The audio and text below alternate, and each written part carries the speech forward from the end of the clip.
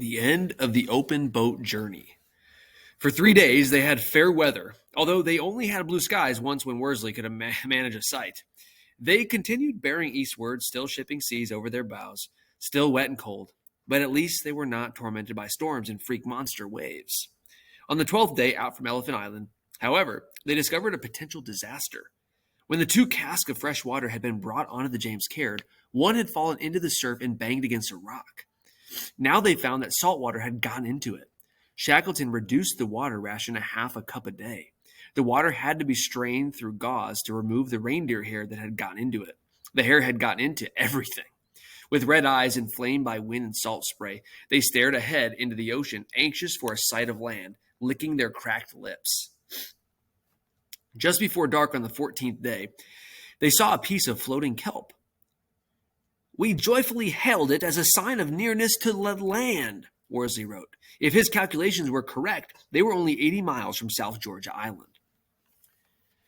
The whaling stations on the island were all on the northeast coast. The James Caird would be approaching from the southwest. Shackleton and Worsley debated where they should try to make a landfall. The southwest coastline was mostly uncharted, and they had no idea what kind of coves or natural harbors they could expect. On the other hand, trying to sail around to the other side put them at risk of being swept past the island and into the Atlantic with no landfall before Africa. "Can you be positive of your position?" the boss asked Worsley. "Not to 10 miles, but I can easily allow for that," the skipper replied. Frowning, Shackleton studied the featureless sea ahead of them.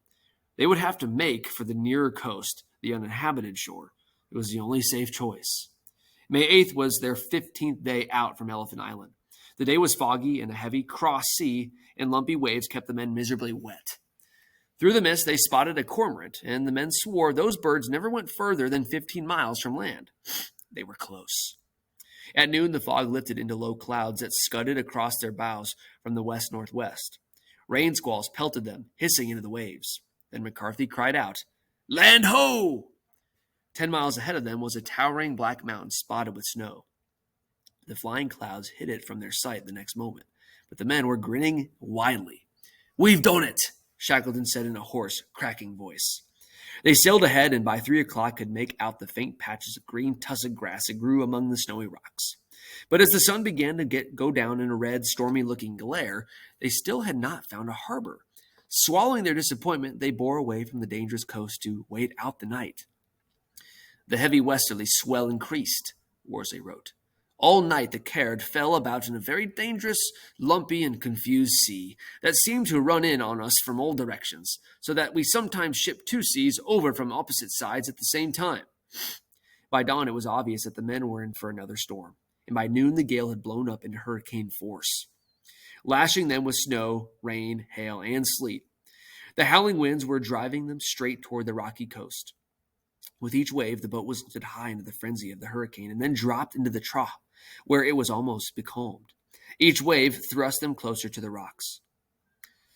Their only hope lay in trying to sail out of reach. Worsley knew that the boat was so low in the water that the wind had no purchase on the sides of the craft.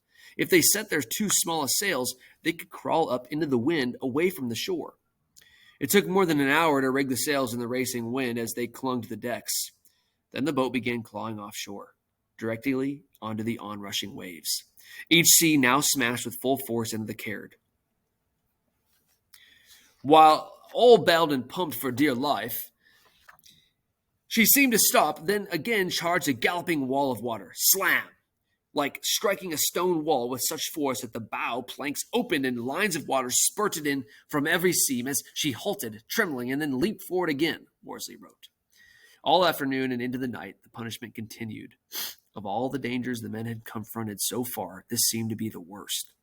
They tried not to look back over their shoulders. The crashing of waves behind them told them how close they were to being smashed against the rocks. Shortly after 9 that night, the hurricane began to decrease. They had fought against it for 9 hours. Much later, they discovered that the hurricane had foundered a 500-ton steamer from Buenos Aires, sending it to the bottom with all hands. With the storm over, the first watch crawled into the bows to try to catch some sleep. A meal was out of the question. The water was gone, and their mouths and tongues were so swollen with thirst that they could hardly swallow. When the sun rose, the men stared bleary-eyed at the coast of South Georgia. They had no land. They had to land that day. Shackleton thought McNeish would probably die if they didn't. As Crean crawled out of his sleeping bag and began wriggling out from under the decking, his shoulder knocked against a pin that held the mast clamp in place. During the hurricane, it had worked itself out until it held only by the tip.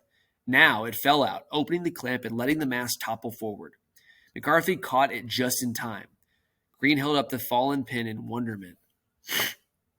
Think of the strain it had been standing all the time and holding on to the last, as if it knew what it meant to us, Shackleton remarked later. If the mast had fallen during the hurricane, they would have been lost. Now King Haakon Bay was 9 miles ahead of them. Worsley, Vincent, Crean, and McCarthy took turns at their 2 oars, pulling the boat forward and trying to get into the long fjord.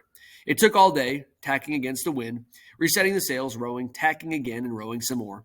The men scanned the water ahead desperately for floating ice to melt and drink, but found none. The early winter evening was falling when they saw a cove that might give them a good landing. They pulled into the entrance with the wind beating against their backs. Waves broke on boulders, sending white spray up into the twilight. Cliffs rose 80 feet high on either side of the cove, but at the southwest corner they spied a rocky beach where they could haul out. Shackleton stood in the bow, directing the steering. The oarsmen felt ropes of kelp fouling their strokes with each pull. It was dark when their keel finally scraped over the rocks. They were back on South Georgia after 18 months. At their feet, pools and streams of glacier melt came running forward to meet the ocean. The men fell on their hands and knees, lapping up the sweet water like dogs.